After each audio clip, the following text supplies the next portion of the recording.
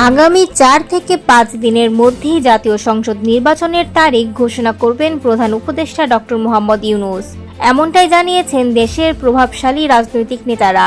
গত শনিবার বিকেলে যমুনায় প্রধান উপদেষ্টার সরকারি বাসভবনে 14 দল এবং 12 দলীয় ভোটের নেতাদের সঙ্গে গুরুত্বপূর্ণ বৈঠক শেষে এই তথ্য জানান জাতীয় পার্টির চেয়ারম্যান মোস্তফা জামান হায়দার।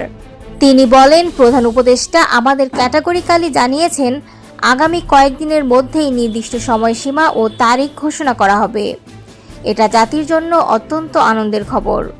একই বার্তা দিয়েছেন এনডিএম চেয়ারম্যান ববি হাজ্জাজও।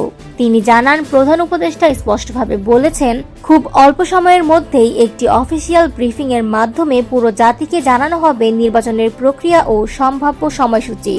তিনি আরও বলেন, আজকের আলোচনায় উঠে এসেছে দেশের চলমান আইন শৃঙ্খলা পরিস্থিতি, অপপ্রচারের উৎস এবং তার দমন নিয়ে প্রধান উপদেষ্টার দৃষ্টিভঙ্গি। তিনি আমাদের সহযোগিতা কামনা করেছেন যেন দেশে একটি নিরপেক্ষ ও শান্তিপূর্ণ নির্বাচন নিশ্চিত করা যায়। জমিয়তে উলামায়ে ইসলামের মহাসচিব মাওলানা মঞ্জুরুল ইসলাম আফেন্দি জানান, প্রধান উপদেষ্টা আমাদের বলেছেন যেন আমরা 5 আগস্টের আগের মতো ঐক্যবদ্ধ থাকি, যাতে করে কোনো পরাজিত শক্তি অস্থিতিশীলতা তৈরির সুযোগ না পায়। উল্লেখ্য, এ বৈঠকে 12 দলীয় জোট এবং ইসলামী ও জাতীয় রাজনৈতিক প্ল্যাটফর্মের নেতারা উপস্থিত ছিলেন। এর আগেও তিনি বিএনপি, জামায়াত, এনসিপি ও ইসলামী আন্দোলনের নেতাদের সঙ্গে পৃথক বৈঠক করেছেন।